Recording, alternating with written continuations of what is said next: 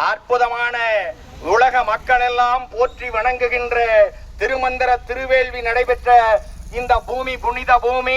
இந்த புனித பூமியிலே இருந்து அறைகூவல் விடுக்கின்றோம்.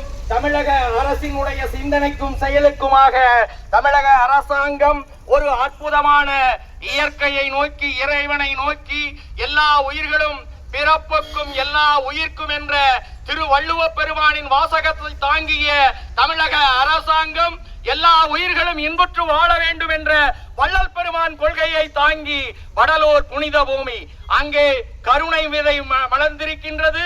தருவச்சாலை கருணையாக ஞான சபை இந்த மண்ணிலே ஞானத்தை போதிக்கின்ற, அறம் வளர்க்கின்ற, அறம் சார்ந்த பூமியாக உலகெங்கும் வருகின்ற மக்களுக்கெல்லாம் ஞான வளத்தை இலவசமாக பரவசமாக தர வல்லதுதான் இந்த வடலூர் பெருவழி.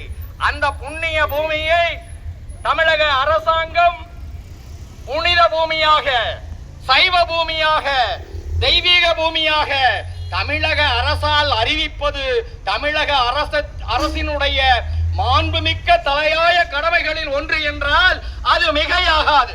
ஏனென்றால் குஜராத் மாநிலத்திலே காந்தியடிகள் பிறந்தார். அந்த மாநிலத்திலே இன்றைய முதல்வராக இருக்கின்றவர் அதை சைவ பூமி என்று அறிவித்திருக்கின்றார். அப்ப தமிழகத்திலே வள்ளல் பெருமான் பிறந்த வடலூர் பூமியை இன்றைய முதல்வர், தமிழக முதல்வர், மாண்புமிகு முதல்வர் அவர்கள் இதை சைவ பூமியாக அறிவிப்பதன் மூலமாக இந்த உலக வரைபடத்திலே குஜராத் சைவ பூமி, தமிழகம் வடலூர் சைவ பூமி, புனித பூமி என்ற பேரும் புகழும் பெற்று உலகெங்கும் ஒப்பற்ற தலையாய அரசியல் வல்லுநராக எங்கள் தமிழக முதல்வர் அவர்கள்